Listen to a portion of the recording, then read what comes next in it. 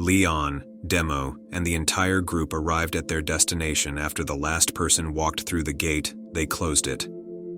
They look around and see a level of destruction they've only read about in books. The buildings are either completely destroyed or in ruins. There are dead bodies everywhere. Some of the members started throwing up. Seeing this kind of death and mayhem is a shock their senses couldn't handle. Demo feels sadness as he sees the bodies on the ground, but he is able to keep his anger in check. Demo checks his surroundings beyond the bodies but can't see anything. Leon can sense a good amount of malice coming from what used to be a busy shopping street. He raises his hand and points in the direction of the street. Stay alert and protect those close to you. Work as a team, and we will be fine. The group starts walking in the direction of the source of the killing intent. As they do, Leon notices that there are fewer bodies on the ground, and the buildings are scratched but not destroyed. When he comes around the final corner, he sees it. A mountain of dead bodies piled up, and on top of them a Palindra soldier with a huge sword covered in blood is sitting looking at Leon and the group. The Palindra soldier doesn't move, but just stares at the group as they make their way closer to the mountain of corpses. Once Leon is in front of the dead bodies, he looks up at the Palindra soldier and starts talking in their language. Shanik Sorin Vandi Tindro, proud warrior, please stop this war. The Palindra soldier opens his eyes wide in shock at the words coming from a regular person. But the very next moment his face twists in anger at this unforgivable act. He raises up to stand, grabs his big sword, and points it at Leon as he screams in anger. Iesh. Silence. The sheer volume and rage embedded in his scream make it seem as if the ground is shaking.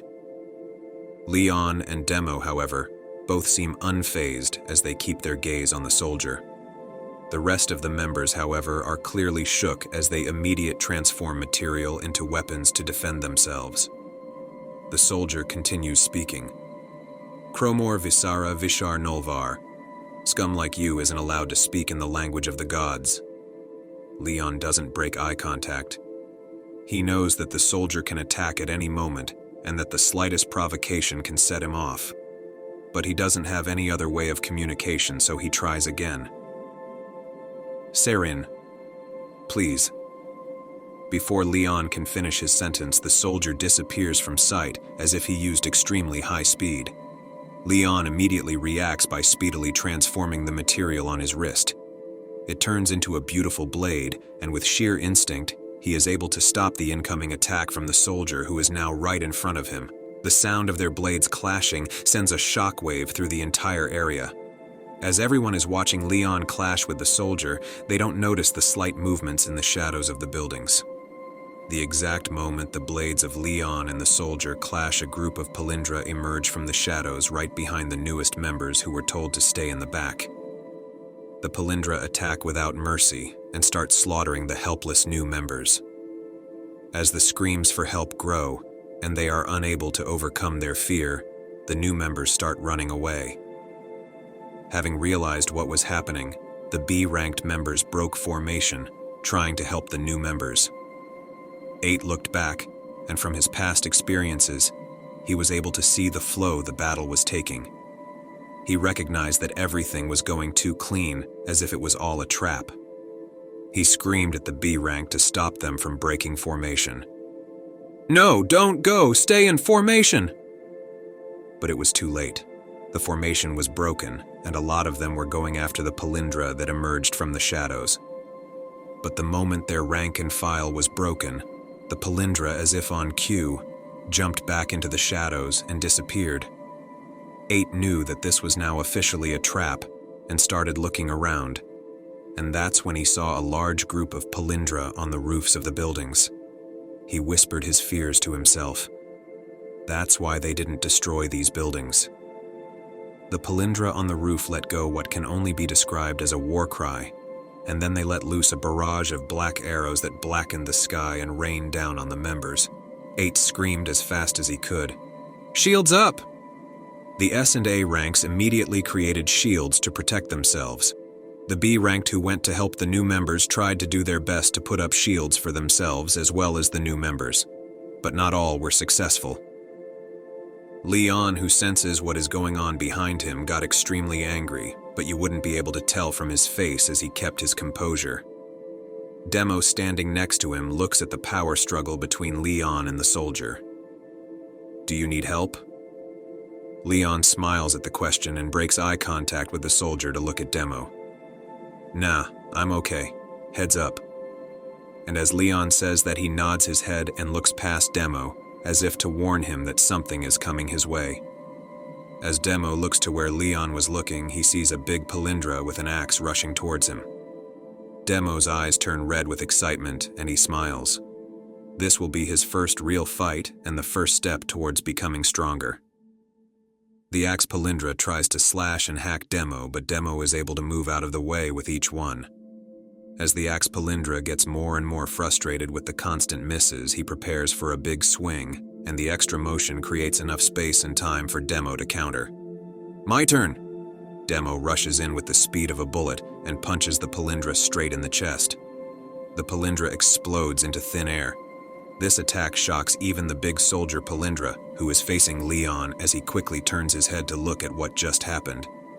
It's this break in concentration that allows Leon to fully regain his own composure, and he forces the soldier backward with sheer force.